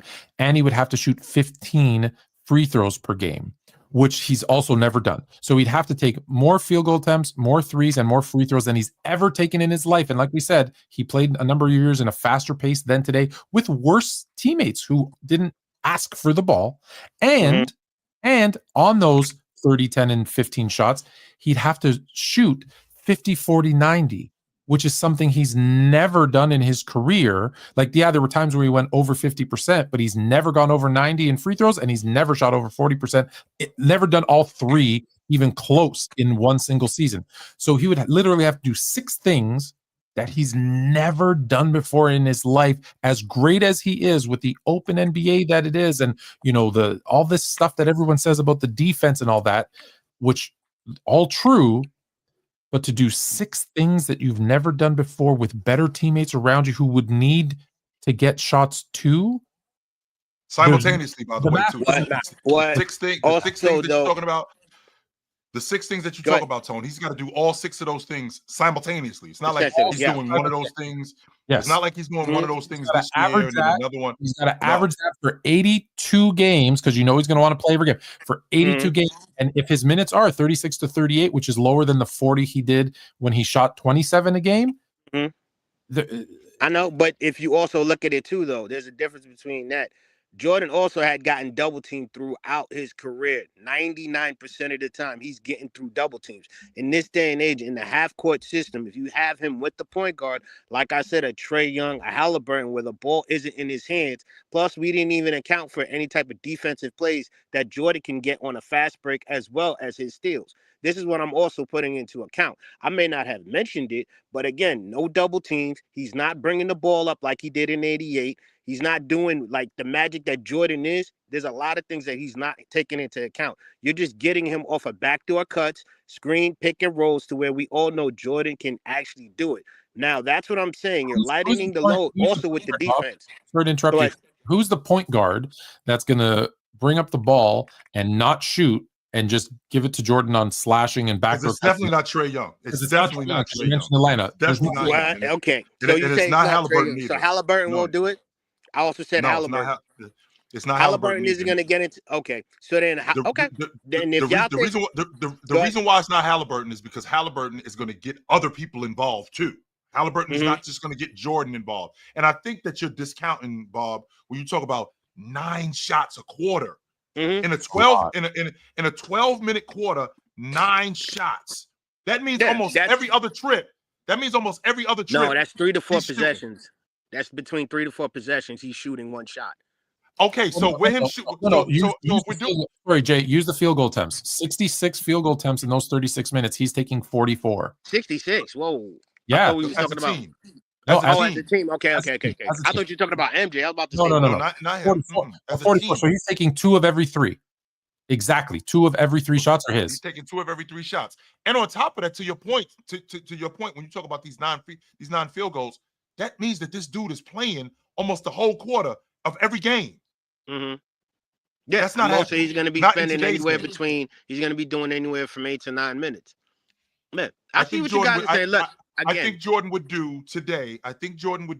What he did in the past. I think he's anywhere between 31 to 30 to 33 a game. I think he can. And when he's at his best, I think he can give me between 35 and 37. Oh, that's 45 a game. No, there's going to be stretches where he's dropping 50 and that.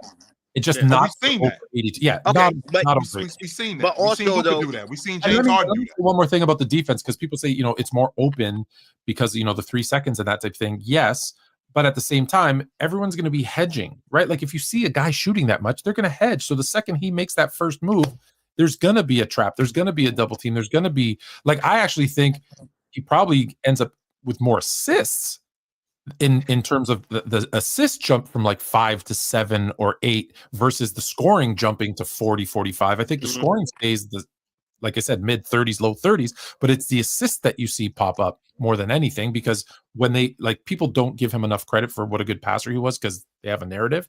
Yeah. But you're going to see his assists go up. I don't think, I just don't see any math where he's scoring 45. When looking at when I also bring into account with the fouls, I'm talking about you got landing fouls, you got spacing. There's a lot of things that I think that Jordan can pull off because he's smart to where he can go ahead and get these calls. Again, like I said, case debunked. You guys see it probably 36, maybe 38. I thought that if you look at it, basically breaking it down as simple as 9 shots a game with the way that SGA can go ahead and get those fouls with the landing fouls and all of that, and how the defense is opened up. Him not having the ball, he can pull it off. Shea gets 8 a game. We want him to get double that.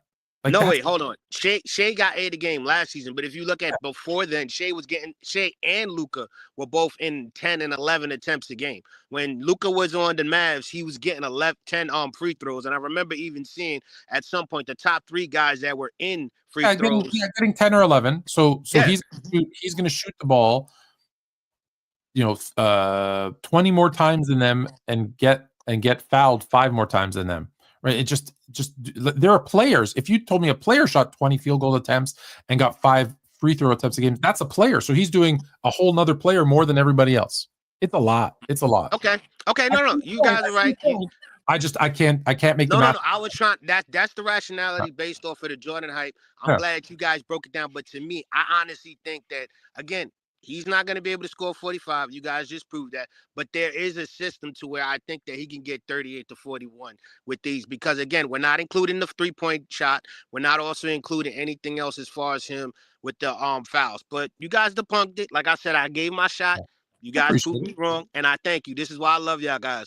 And one more thing. Go New York, go New York, go. We're going to the finals, baby. Brunson going to be top 5 MVP. Let's go. Y'all have a good one. Thanks, man. Appreciate you, Bob. See, this is why I like guys like Bob. You can come in, you can disagree, we can have a conversation. We both respect each other's points. I respected what he said. He respected what I said. And we move on and we're cool. Like, everybody seems so sensitive. All right. How you doing for time? I got a couple more minutes. Yeah, we're good. All right. So back to Boogie.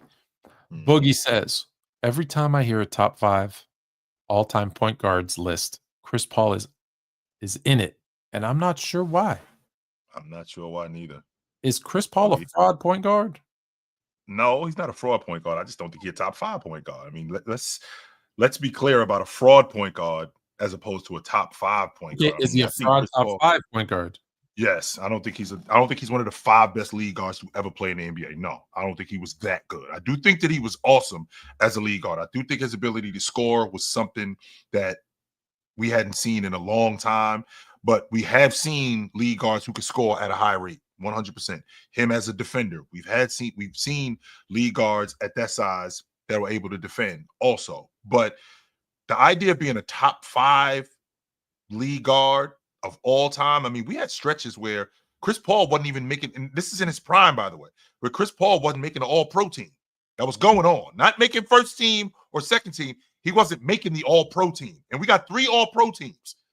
That was going on. And you were telling me that he was the best leader in the game, which I got no problem with you being the best leader in the game, but being the best point guard in the game isn't the same thing as being the best leader in the game. So when we have stretches, Tone, from let's say 2015 to 2020, how many years can we say definitively, like, was Chris Paul ever better?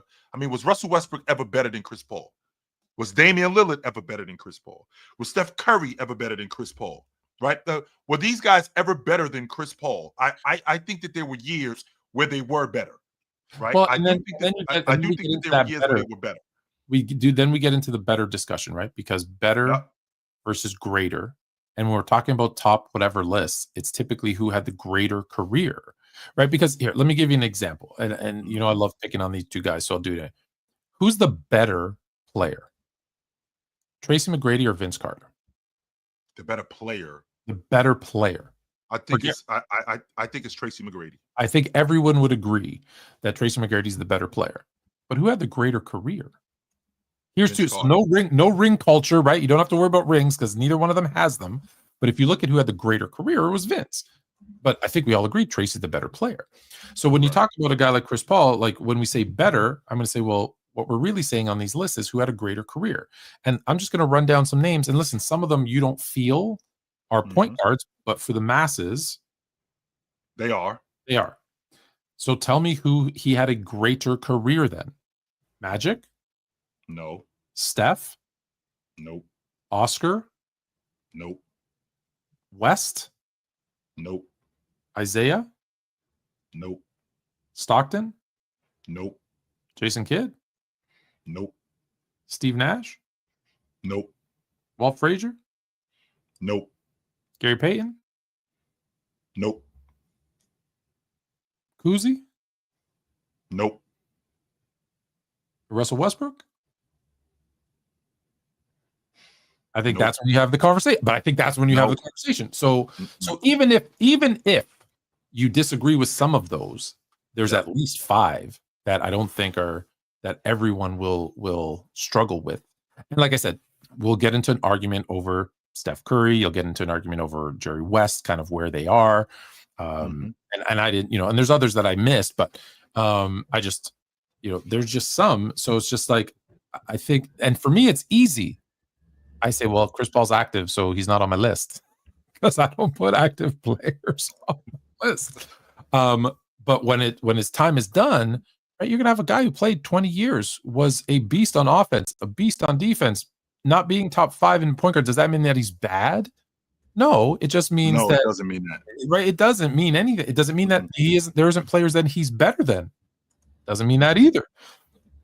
But when we're looking at their careers, you're going to include playoffs. And unfortunately, players get injured. So you're going to look at injuries and when very untimely injuries that he had. So like he's had some great runs and he's had some bad luck as well. So I definitely think that's an issue. I think the luck thing was definitely an issue for him. Him breaking his hand in 17 when they lost to the Warriors. I think that was an issue. I think the hamstring in 18 when he played with Houston in Game 6. That was definitely he's definitely had some unfortunate luck. So last item is an interesting one, and you don't have to read all that, but basically the gist is we have a EuroLeague coach who says NBA teams would struggle to beat EuroLeague teams without their star players. Now, some ask why take out the stars? Well, because those stars are exceptional. But look at the evidence. In the last World Cup, the U.S. didn't bring their top-tier stars and couldn't even medal. So basically what he's saying is if you take away the elite player, the upper echelon player, if you take away the Steph Currys, which is ridiculous because they're there, why would you get rid of them? But if you take away the Stephs, the LeBrons, the Tatums, an NBA roster without the best player would struggle to beat a EuroLeague roster. My question to you, Tone, is if we're doing that with the NBA rosters, they got to take away their best player too, right? So, is Serbia making the Olympics without Joker? Right? Is Serbia? Are they on the Olympic team? Are they making the Olympics without Joker? Is Greece making the Olympics without Giannis? Is that going on? No, I don't think that they're making. I don't think that they're making. I don't think they're qualifying for the Olympics without Giannis. If we're doing that, I mean, is Germany making the Olympics without France and Schroeder? I mean, what you can't do is you can't take my stars and then keep your stars. In fact, you did that in the 80s where you were using pros and we were using college kids. But then what we did was we evened the playing field. And then now it just went the other way. And it was clear that there was a divide between the two countries. I mean, between America and the rest of the world. It was clear that there was a divide there. So no, I'm not trying to hear that. Absolutely not. Nope. It's like me saying, pick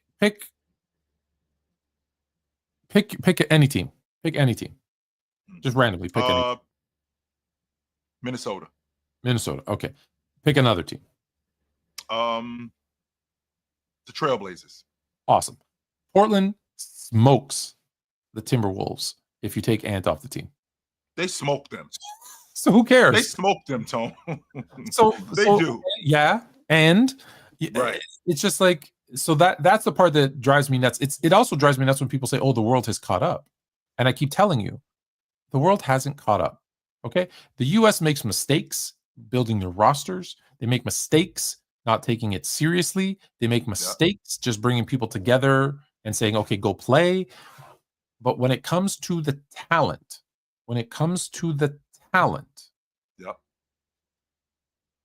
there isn't a country in the world that has more than 2 players that could even make it Team USA, which means Team USA, right? And everyone always, well, look at the last guys who've won MVP, like Giannis, Joker, Luka. Yep. What happens after that? Where's the talent after those guys? Wemby, whoever those 4 or 5 guys are, the second you try to go deep past the second person, you're not making. Trae Young is starting on that Greek team. Just so you guys are clear, Trae Young starts on that Greek team. Trae Young, who's his backup? He's starting on that team. Dyson Daniels. He's starting on Greece, right? Like Thanasis plays on the Greek team, and he's heavy in the rotation too. By the way, Tony. And how many minutes is he getting in the NBA? He doesn't play. In fact, he just got re-signed back to. Well, he got re-signed as you know why? Yes, absolutely. I know why. And with that being said, I think that we have to emphasize, not just take Ant off the crew, Tone, because he said without their stars. So we're not just taking one guy off the crew, Tone. We're taking the stars off. So to your point, if the Trailblazers play Minnesota, we're taking off Ant and Rudy Gobert. Both of them dudes off the crew. Bronny starts on the Greek team. Bronny starts on the Greek team. He's starting for that Greek team. And and by the way, just so you know, JE, this dude is from Greece. Yeah, this is a Greek dude right here. I will take Dyson Daniels and Bronny on my team right now. This is a dude from Greece, and he'll tell you. You put them with Giannis and Thanasi, we're looking good. You like your chances a lot better. A lot. Two dudes. Yes. Oh, it's just when I see stuff like that, it's like, and I'm not picking on them. But it's when I hear like WNBA fans or players or teams say, "Oh, we could beat." No, you couldn't. No, you couldn't beat the Charlotte Hornets. The Charlotte Hornets would smoke you. Okay, South Carolina that had a sub 500 record last year, college team could beat the Aces, the Las Vegas Aces. Well, here's the thing that I'm having an issue with, Tone. It drives me nuts when they say ridiculous things. And you've said it before, which I came up with this idea, and I'm thinking to myself, did we overrate the Europeans? And the reason why I'm asking that, Tone, is because Luka, Giannis, Joker, like these guys are the anomaly. Like after them, who else is it? I think because of them, all of us. So maybe, but I still didn't get. Think everybody's that good, and they're not. I think there's a bit of a, and it doesn't mean that they're bad. Let's be very clear. Overrated doesn't mean bad, but yes, I think we're overrating the rest. Not just Europeans, we're overrating the rest of the world because we see these guys that stand out. Right, like I said, you see Giannis and when healthy, Embiid and Jokic and Antetokounmpo, or I said Giannis already. Sorry, Joker, Luka. Right, you see these 5-6 guys, and you're like, oh, but it's like no, these are 5-6 guys out of how many? Like, it's the exception to the rule that, and we don't fall for the exception to the rule. I will not. No, I will not. Like Green said about Lauri Markkanen, I'm thinking to myself, okay, Tone, are there 25 players in the game better than Lauri Markkanen? 25 players in the game better than Lauri Markkanen? Yeah. Are there 30 players in the game better than Lauri Markkanen? Yes. I think so. I 100% believe that. So when you talking about these Euros, Luka, Joker, Giannis, Wemby, it's top heavy. Right. You got 4 of the top 10, and then it gets iffy after that. Then after that, it gets real tricky. Yeah. It gets real tricky. I'm gonna ask you to tell me. We still have time till the season starts, so we're gonna do this a more deeper dive. But I want you to pick one team from the East. I don't know if you can see that or not. I can see it. Yeah. Okay. Biggest fraud in the East. This is last year's standings. This year, of the teams that everyone is speaking highly of, so obviously not Charlotte, right? Who is the biggest fraud on this list of teams? I got people telling me Indiana's going to make the playoffs, and I think Indiana's going to be garbage this year. I think that they're going to be absolute. I think that they're going to be right where you see Toronto, Brooklyn, Philly, and Charlotte. I think that's where Indiana's going to be. There is no team that I've seen when you lose your starting lead guard, who is responsible for almost everybody's offense, and you lose your stretch 5, and then you're telling me that you're coming back next season and you're going to be just as good or right around this space right here, like 7, 8, 9 playing team. No, you're not. You are not as good as these guys. I want to do this when we get the power rankings because I want to Mhm. see where people are ranking these guys, and then I think I can do this better because I think people you're picking Cleveland to make it to the NBA final. I don't think they're even the number 1 seed. Everybody says Boston's not going to be great, so I could see that. Mhm. I think a lot of people are expecting New York to be good, but take a step back with a new coach, new system, right? They're going to take some time putting their feet to. I think a lot of people are saying Indiana, and I think Indiana, is when we say playoffs now, play in, right? They're in the Mhm. top 10. Milwaukee, a lot of people are telling me they're going to be bad. I think they're going to surprise people. They're going to be better than you think. Yep. Detroit, I think, is better than the 6th seed. I think they're a top 4 seed. Orlando, I think, is going to be better. Atlanta, I think, is going to be better. And then and here's the thing. So now when I get into these teams, I'm like, well, Chicago's not going to be great. Miami's going to probably surprise people. Toronto's going to be horrible. Brooklyn's going to be Philadelphia might be better than expected, but still And then Charlotte's going to stink. So it's like there's no team that really stands out that's like, they're in a top 6, but they're not going to be in the top 6. Then the ones I got an envelope. and the ones we already If you gave me an envelope, Tone, and said, here goes some money, Chill, and I need you to buy some stock in the Philadelphia 76ers with this bread, I would push that envelope right back to you. After what you said to me last season, and after that I bought that stock with them, I'm out on Philly. I am OUT out on Philly. Does Philly make the playoffs? I don't know. But I'm out on any stock that's in Philadelphia. I'm out. 100% I'm out. I'm going to tell you, Philly's going to be better this year than they were last year. They may be. They may very well be better, but all of this is contingent on one guy and one guy only. And it ain't Paul George. And it ain't Tyrese, and it ain't Tyrese Maxey. It's one guy, and that guy is made of glass. That's it. Yeah, That's it. I think he's going to struggle. Okay, so let's go to the. Oh, it pulled it up. Oh, my bad. I didn't know I was still on the screen. All right, so let's go to the West then. Fraud alert.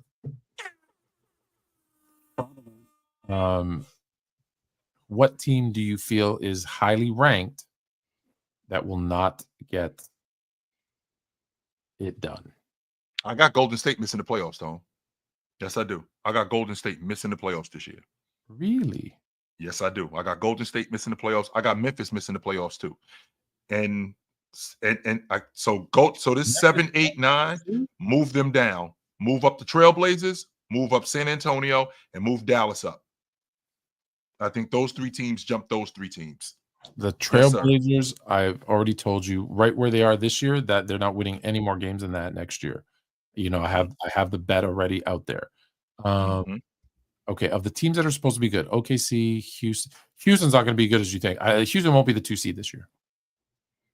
I got them as the 3 seed. I got Denver as the 2 seed. If that's a hot take. They're still going to be a top team, but they're not going to be 2 seed. Lakers, Denver, Clippers. Man, can the Clippers be bad with everything they've done in the offseason? They can't be, Tone. But it's the Clippers. Here's the difference, though, Tone. It's the Buffalo I was about to call them the Bills. I'm sorry. It's the Buffalo Braves. That's exactly who they are. So if anybody could do it, they could do it. 100% they could do it. Yes, they could be bad. That could absolutely happen with them. Yes, it could.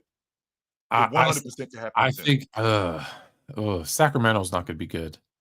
Dallas, I think Dallas is going to move up for sure, and they knock Sacramento out. I think, Portland, no, and San Antonio moves up. But I think everybody, again, let's. I'm going to wait till the power rankings come out because I'm looking at this and I'm thinking there's no one that I think is highly rated, because even Portland that you say is what, the play-in team. I think that they play their way into the playoffs. Yes, okay. I think they're playing team. Playoff or play in? I think that they're play-in team. But closer to 7, 8 than 9, 10. Okay. I think they're going to be a lot better. Fine. All right. Bob wants to take one more shot. What about 5 made shots with 2 free throws per quarter? 5 made shots. And 5 made shots would mean at his career average of 50% that he's taking 10 a quarter. So unless you think he's going to make 75% of his shots, Just think about first career is 50%. Okay, now because don't forget he's going to take more threes, right? And threes, even at 40%, will bring his average down. So even if he shoots 55% from 2 and 40%, that's gonna average out to 50.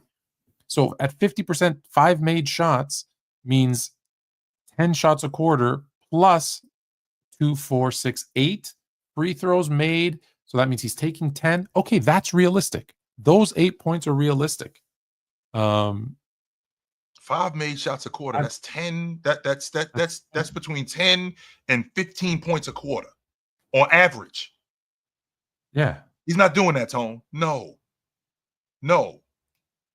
On a Tuesday, by the way. If they're all threes, that's 68 points a game. So yeah, there you go. You got which, by the way, this is the same dude who I said this to you a couple of days ago, Tone, when I saw you on the panel. This is the same dude who knocked down 6 threes in an NBA Finals game and told us, don't get used to that because that's not my game. No. Okay. Do not get used to that. He said not including threes. So, okay. So not including threes, 5 made shots a quarter is 10, 20, 30, 40. That's 48 points with your math. But again, that's 10 shots a quarter, which is just insane. And look, so that what you just gave, let me give the example. That number you just gave, Bob, is 48 points. So let's go 2 more points to 50 because that's only half a point per quarter, 1 more point a half. Okay, that can be done. So 50 points a game. One guy did it. To get to 50 points per game, Wilt Chamberlain had to shoot 50 field goal attempts per game, 12 free throw attempts per game, and play 48.5 minutes per game to get to 50. He had to play every minute of every game. I'm trying. I know you're trying. And listen, I would love to find a way.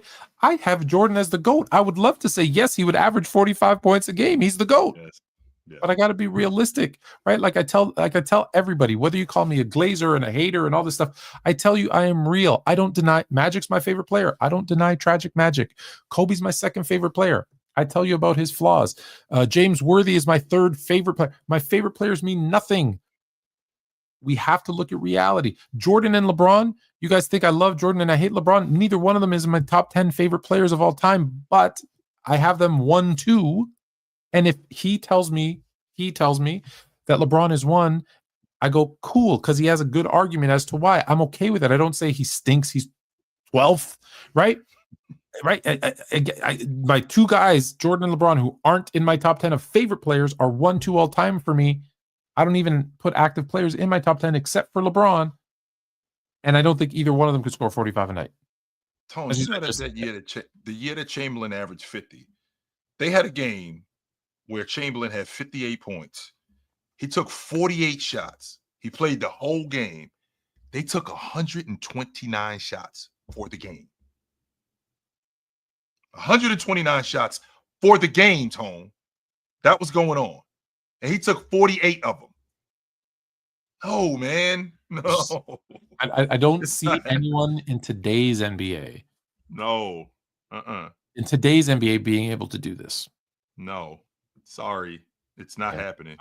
Hey, Bob, keep trying, bro. I hope if you find a way, I'll do some math. I'll because like I said, the best math that I could do was that 30, 10, and 15. Right? Because it only makes sense. That was the only thing that made sense in today's NBA is, someone tried to tell me, who was it? Penn. Oh, he's going to hit 60% of his twos. Okay. You know how many he has at 60%? They had a game where they played the Lakers and the game went into triple overtime. He played every minute of the game, Tony. He played 63 minutes. That's just not, as much as I know you guys, how y'all feel about Jordan, because I was a Jordan stan growing up. I had a ball head. I wanted to be Michael Jordan. And I can appreciate how good his game is. And I saw SGA this season. I saw him go for 50 in 35 minutes. I saw him go for 48 in 37 minutes. To do that on a nightly basis is almost impossible. One, that coach is trying to keep his job. So if you think that he's going to run SGA into the ground, you are sadly mistaken. That is not happening. No, he is not running SGA into the ground.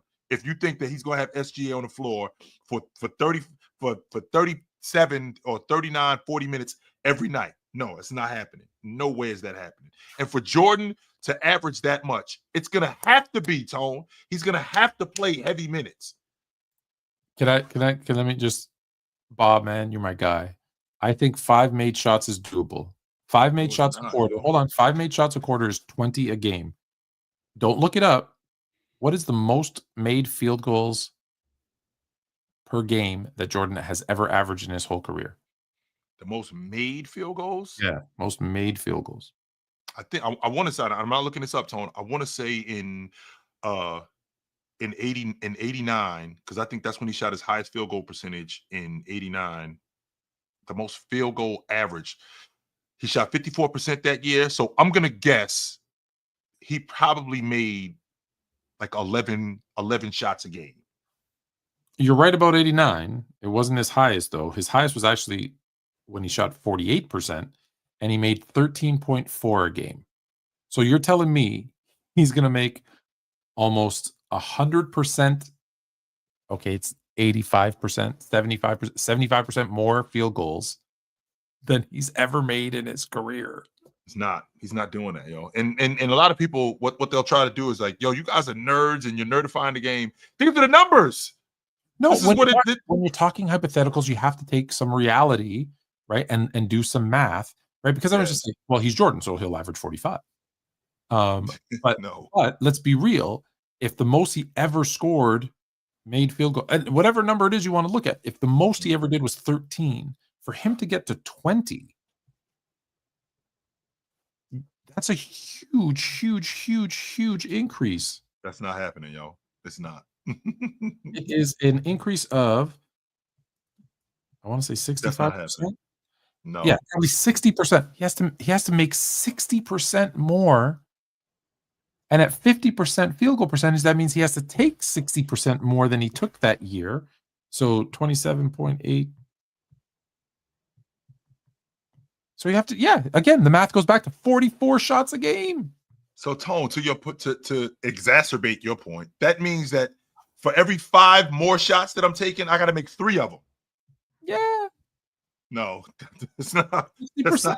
Now listen, no. SGA made like 57% from 2 last year. So it's not unheard of that he makes, 57, 60% of his 2-point attempts. That's not crazy.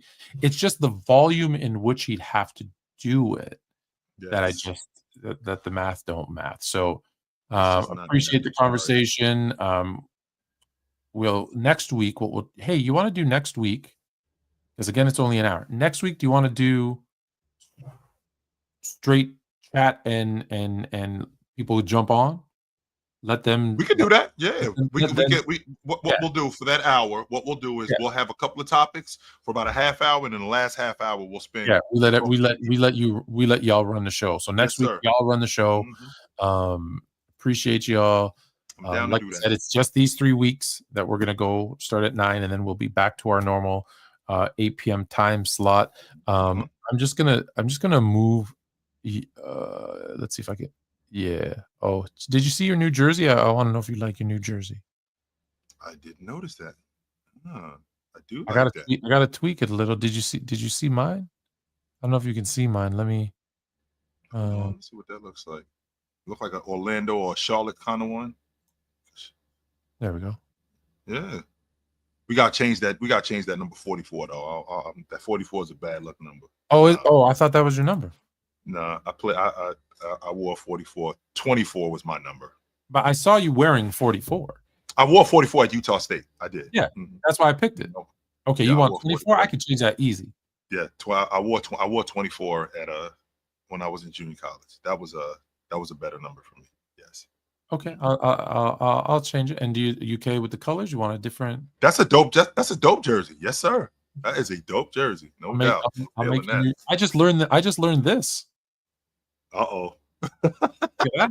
Isn't that like where we could talk and just over the background? Look sir. And some fellas back there. Look at that. Check them out. Check these 2 dudes out. All right. You know what time it is now, right? Do you still remember? It's been a long time. What time it is? What time is it? Yes, sir. It is that time. Yes, sir. You guys know where to find us at. We are here every Tuesday. This is a condensed show, but we will be back in effect. You know where to find us on the Sports Fluent Network and the Chilltown Hoops Network. Me and my man Tony Tone, aka Fluent. We do this every Tuesday. We will see you guys soon. Until then, put on a suit, drink water, don't drink and drive. Hey, man, call your mother. When's the last time you talked to your mother? Call your mother. It's good to see you guys. We will talk to you soon. But until then, take it light. Take it.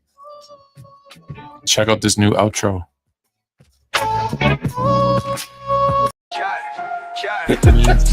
Fluent and chill, you can call it how it's played from the field to the court. Every legend gets away. Fourth quarter heat, over 2-minute drill. If you can't handle truth, better chill with the skill. LeBron or MJ.